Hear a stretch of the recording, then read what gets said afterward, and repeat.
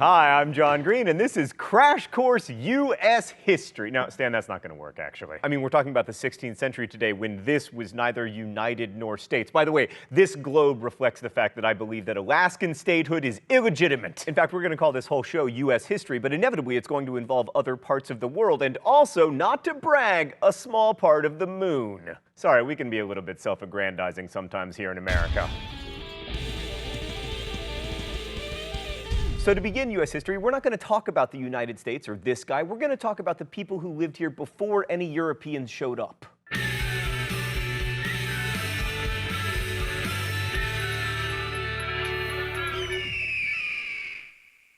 North America was home to a great variety of people, so it's difficult to generalize, but here's what we can say. One, when the Europeans arrived, there were no classical-style civilizations with monumental architecture and empires like the Aztec or the Incas. And two, native North Americans had no metalwork, no gunpowder, no wheels, no written languages, and no domesticated animals. However, they did have farming, complex social and political structures, and widespread trade networks. Mr. Green, so they were pretty backwards, huh? Well, I mean, or at least primitive. Primitive is a funny word me from the past because it implies a romanticization. These simple people who never used more than they needed and had no use for guns, and it also implies an infantilization. It's like you believe that just because you have a beeper and they didn't, they were somehow less evolved humans. But you can't see the human story as one that goes from primitive to civilized. That's not just Eurocentric, that's contemporary-centric. The idea that we're moving forward as a species implies a linear progression that just does not reflect the reality of life on this planet. I get that you like to imagine yourself as the result of millennia of advancement and the very pinnacle of humanness,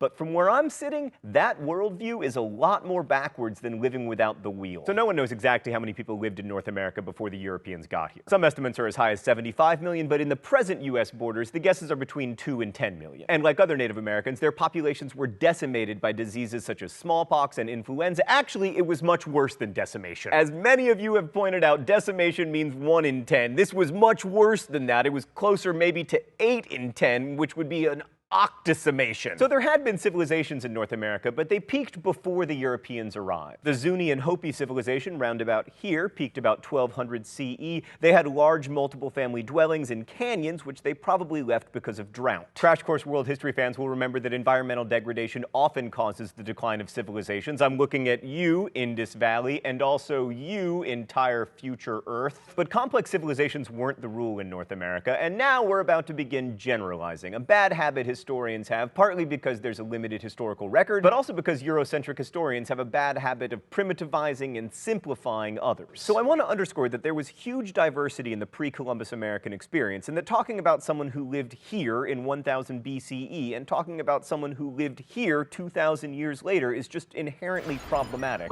That said, let's go to the thought bubble. Most native groups in most places organized as tribes, and their lives were dominated by the natural resources available where they lived. So West Coast Indians primarily lived by fishing, gathering, and hunting sea mammals.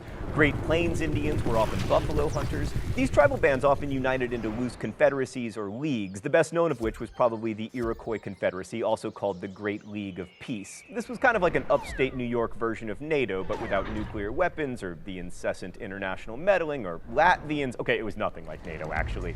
Religion usually involved a vibrant spiritual world with ceremonies geared toward the tribe's lifestyle. Hunting tribes focused on animals, agricultural tribes on good harvests, and most Indian groups believed in a single creator god who stood above all the other deities, but they weren't monotheistic in the way that Christians who came to the New World were. American Indians also saw property very differently from Europeans. To First Peoples, land was a common resource that village leaders could assign families to use, but not to own, and most land was seen as common to everyone. As Black Hawk, a leader of the Sauk tribe, said, "The Great Spirit gave it to his children to live upon and cultivate as far as necessary for their subsistence. And so long as they occupy and cultivate it, they have a right to the soil." Thanks, Thought Bubble. So many of us tend to romanticize American Indians as being immune from greed and class, but in fact there were class distinctions in Indian tribes. Rulers tended to come from the same families, for instance. That said, wealth was much more evenly distributed than it was in Europe. And while most tribal leaders were men, many tribes were matrilineal, meaning that children became members of their mother's family. Also, women were often important religious leaders. Women also often owned dwellings and tools, although not land, because again, that idea did not exist. Also, in many tribes, women engaging in premarital scootily pooping wasn't taboo. In general, they were just much less obsessed with female chastity than Europeans were. I mean, I will remind you, the first English settlement in America was called Virginia. The idea that Native Americans were noble savages, somehow purer than Europeans and untouched by their vices, is not a new one. Like, some of the earliest Europeans saw the Indians as paragons of physical beauty and innocent of Europeans' worst characteristics. But for most Europeans, there was little noble about what they saw as pure Indian savagery. I mean, Indians didn't have writing, they suffered from the terrible character flaw of being able to have sex without feeling ashamed, and most importantly, they weren't Christians. The Spanish were the first Europeans to explore this part of the world. Juan Ponce de Leon arrived in what is now Florida in 1513 looking for gold and the fabled Fountain of Youth. In 1521, he encountered a Calusa brave's poison-tipped arrow and died before discovering that the Fountain of Youth is, of course, delicious Diet Dr. Pepper.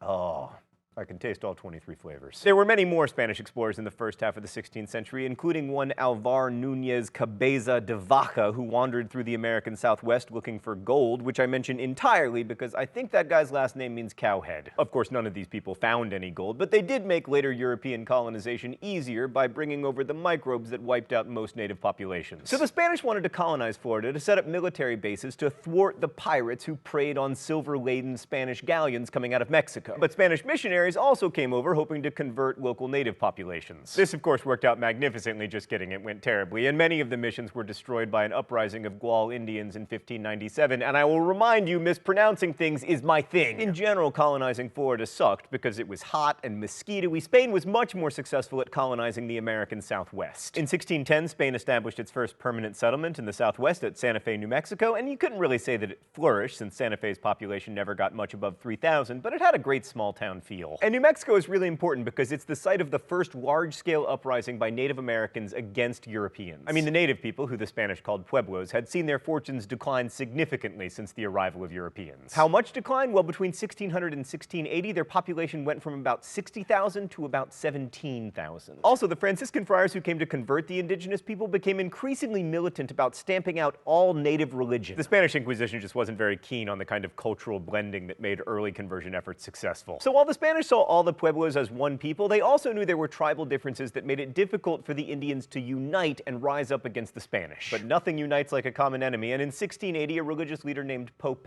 organized an uprising to drive the Spaniards out. Pope organized about 2,000 warriors who killed 400 Spanish colonists and forced the rest to leave Santa Fe. So the Spanish colony in New Mexico was effectively destroyed. The Pueblos tore down all the Christian churches and replaced them with kivas, their places of worship. But like most awesome uprisings, it didn't last. But after the revolt, the Spanish were much more tolerant of indigenous religion, and they also abandoned the forced labor practice called encomienda. Oh, it's time for the new Crash Course feature, the mystery document? How mysterious.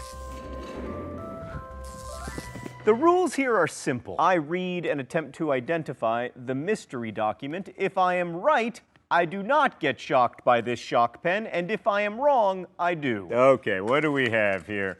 The Indians were totally deprived of their freedom and were put in the harshest, fiercest, most horrible servitude and captivity, which no one who has not seen it can understand.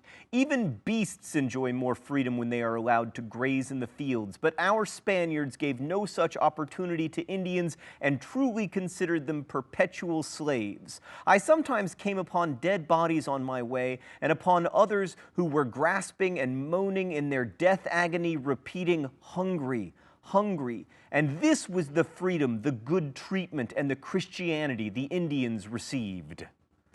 Well, that's nice. Okay, so the mystery document is always a primary source, and since the writer refers to our Spaniards, I'm gonna guess that he or she, probably he, is European, and a Spaniard sympathetic to the Indians, which narrows the list of suspects considerably. So it probably wasn't De Sepulveda, for instance, who argued that the Indians might not even be human. Okay, Stan, I'm actually pretty confident here. I believe it is from a short account of the destruction of the Indies by Bartolome de las Casas. Oh, dang it! Oh, Stan just told me I have the author right, but the book wrong. It's a history of the Indies. Oh, I hate shocks, both literal and metaphorical.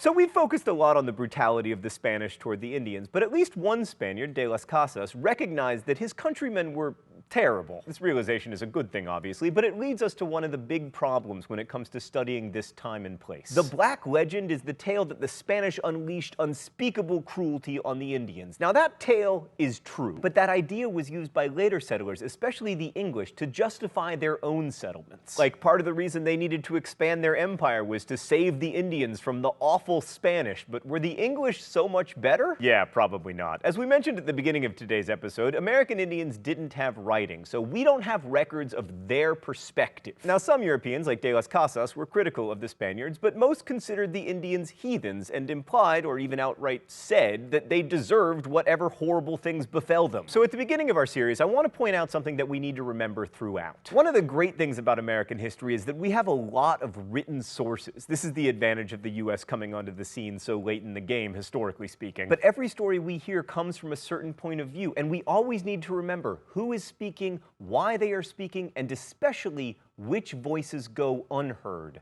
and why. Thanks for watching. I'll see you next week. Crash Course is produced and directed by Stan Muller. Our script supervisor is Meredith Danko. The associate producer is Danica Johnson. The show is written by my high school history teacher, Raoul Meyer, and myself, and our graphics team is Thought Bubble. If you have questions about today's video, you should ask them in comments. Everybody who works on Crash Course, as well as a team of historians, will be there to answer them. Thanks for watching. Please make sure you're subscribed to Crash Course, and as we say in my hometown, don't forget to be awesome.